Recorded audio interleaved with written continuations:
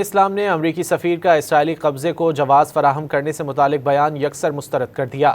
اسلامی تعاون تنظیم، عرب لیگ اور خلیج تعاون کونسل نے بیان ناقابل قبول قرار دے دیا۔ پاکستان اور سعودی عرب سمیت مختلف مسلم ممالک کی جانب سے جاری مشترکہ مذمتی اعلامیے میں کہا گیا ہے کہ امریکی سفیر کے بیانات خطے کے امن و استحکام کے لیے سنگین خطرہ ہیں۔ مائک حکابی کا مقبوضہ مغربی کنارے پر اسرائیلی کنٹرول کا اشارہ قابل قبول نہیں۔ امریکی سفیر کا بیان عالمی قانون اور UN منشور کی خلاف ورزی ہے۔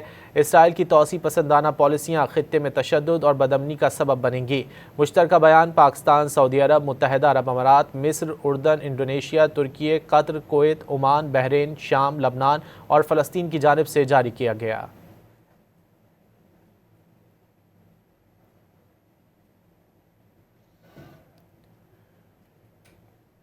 اسلام نے امریکی سفیر کا اسرائیلی قبضے کو جواز فراہم کرنے سے متعلق بیان یکسر مسترد کر دیا۔